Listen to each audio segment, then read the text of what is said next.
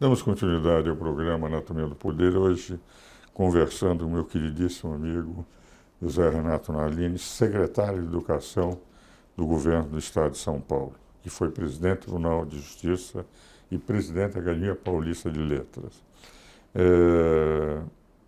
Como eu faço em todos os programas, Nalini, eu entrego um livro, aliás, de um outro programa você já recebeu. Esse foi um livro que nós lançamos esse ano. Roberto Campos, se vivesse, estaria comemorando esse ano, aliás, no dia 17 de abril, 100 anos. Foi um grande amigo meu e então eu e o Paulo Rabelo de Castro, que é o presidente do BNDES, e que também o conheceu, nós juntos estávamos na Academia Internacional de Direito e Economia, que fundamos, resolvemos fazer uma homenagem mudando o nome. Ele tinha o Lanterna da Popa, ele olhava para trás o que ele tinha feito. Nós fizemos mostrar nesse livro que as suas luzes continuam iluminando a frente. Então, damos o título de Lanterna da Popa. E convidamos amigos dele, Galveias, Bernardo Cabral, aqueles que conviveram, que trabalharam com ele, Delfim Neto, etc. Cada um escrevendo 3 ou 4 páginas o que foi o Roberto Campos para a história do Brasil.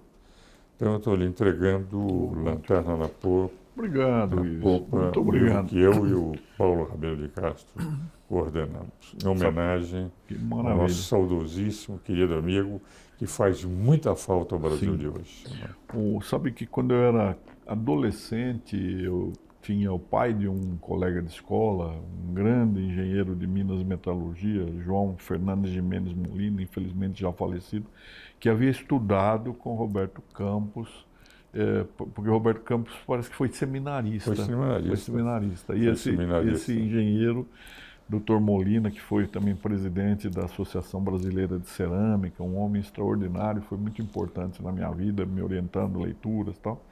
E ele me falava muito bem do Roberto Campos. Então eu, desde praticamente criança, eu aprendi a admirar Roberto Campos. Então é muito significativo receber esse livro. Você sabe que o meu primeiro livro sobre finanças públicas foi em 71, que eu analisava, foi a tese lá. Na época não havia mestrado, eram 2 especializações na Universidade de São Paulo. E a segunda dissertação era sobre finanças. Eu analisei o impacto das despesas militares nos orçamentos públicos. E o livro saiu depois com o título Desenvolvimento Econômico e Segurança Nacional, Teoria do Limite Crítico, para mostrar um limite crítico entre as despesas militares, nós estamos em pleno regime militar, e os orçamentos públicos para o desenvolvimento de uma nação. E esse livro foi prefaciado pelo Roberto Campos, em 71. Foi que nossa amizade tinha começado pouco antes, mas foi o primeiro contato literário com o Gilberto. Depois aí mantivemos, pela Academia Internacional de Direito e Economia, escrevemos 4 livros, com Delfim, Bulhões, Mário Henrique, etc. Então, era um amigo que eu gostava muito. Entende? Apesar de discordarmos um pouco, que ele foi seminarista, mas no final não acreditava mais. Entende? Eu tenho a impressão. Coni tem essas coisas, né? Essas coisas, mas ele é um homem bom, eu gostava dele. O que eu falo, Ives, para essas pessoas que se dizem agnósticas, mais importante é que Deus acredite em você. E Deus conhece você. Não aconteceu com o Milhor Fernandes Filho, perguntaram para o Milhor, você acredita em Deus, Milhor? Ele disse, eu acredito em Deus, o que eu não acredito é que Deus acredite em mim. Tem motivos para desconfiar.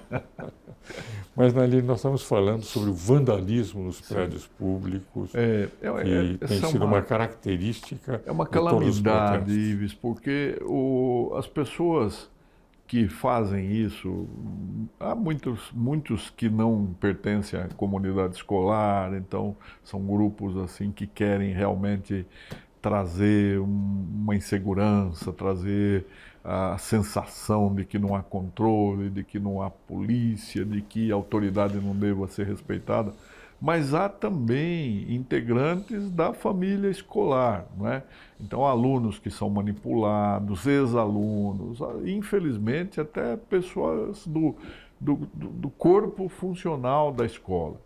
E como é que não passa pela consciência dessas pessoas que a escola é construída com dinheiro do povo, funciona com dinheiro do povo, e as reformas que são necessárias, não em virtude de um desgaste natural, porque isso ocorre, mas aquelas que são resultado de maldade, de vandalismo, de depredação, é dinheiro do povo que é desperdiçado, tirado de outras finalidades tão nobres, num momento de crise, no momento em que a arrecadação cai, no momento em que as empresas estão fechando, não é? É lamentável que as pessoas não tenham consciência disso. E lamentável, como eu dizia, Ives, nas ocupações que foram consideradas a voz e a vez dos estudantes, que eram contrários à reorganização, que era uma inspiração muito saudável do meu antecessor, o professor Hermann Horwald, mas que não houve possibilidade de uma boa comunicação, né? E aí muitos estudantes tomaram as escolas, ocuparam as escolas. E a mídia, aqueles jornalistas que são sempre os pioneiros nas ideias que são as mais revolucionárias, e alguns pais foram à televisão dizendo que essa era uma manifestação democrática. Eu gostaria de que eles vissem, Ives, a escola depois de retomada, não é?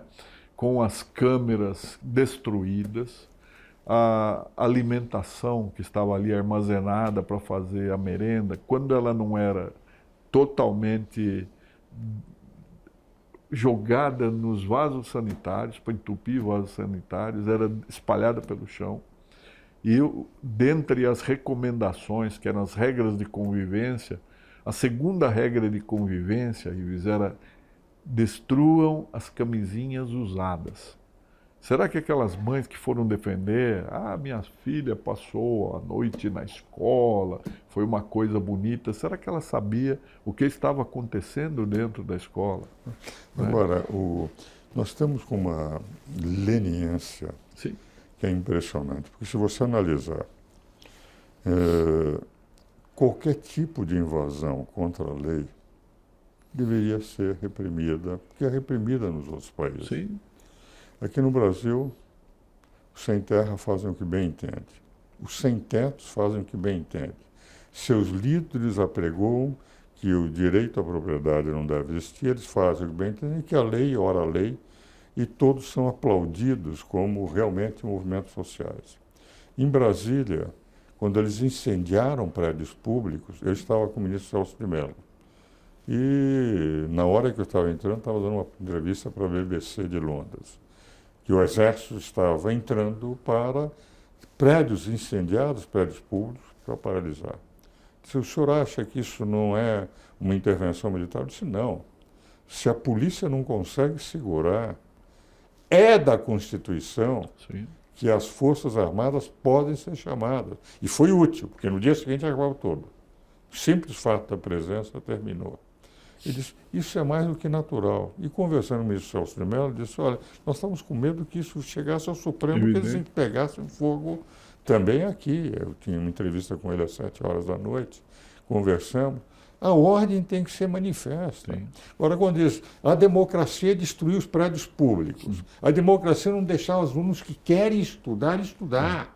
Porque alguns que pegaram lá, que era uma minoria, estavam impedindo que entrasse no prédio para estudar toda aquela multidão de alunos que gostariam de estar lá estudando e que não podiam estudar por isso.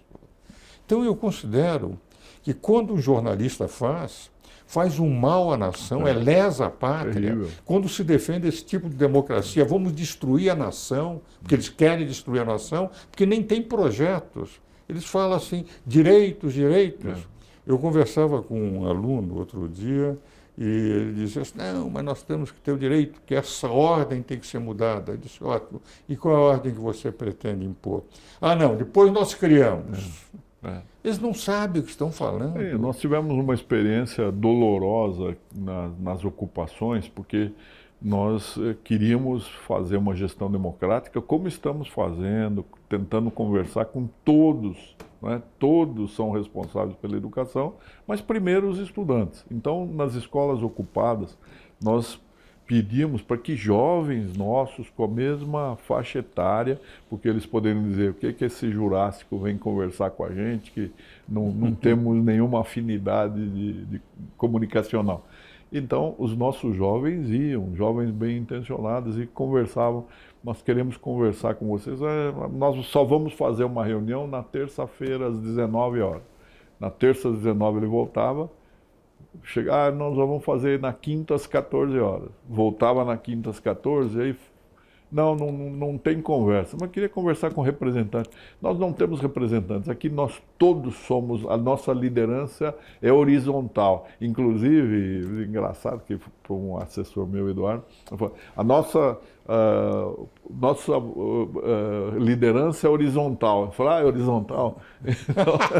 Porque ainda fazemos já vertical. Então é uma coisa sem sentido, não é? Enquanto isso, nós vamos perdendo espaço para 72 países que fazem o exame PISA da OCDE. Nós estamos em 69º, 67º. É terrível isso.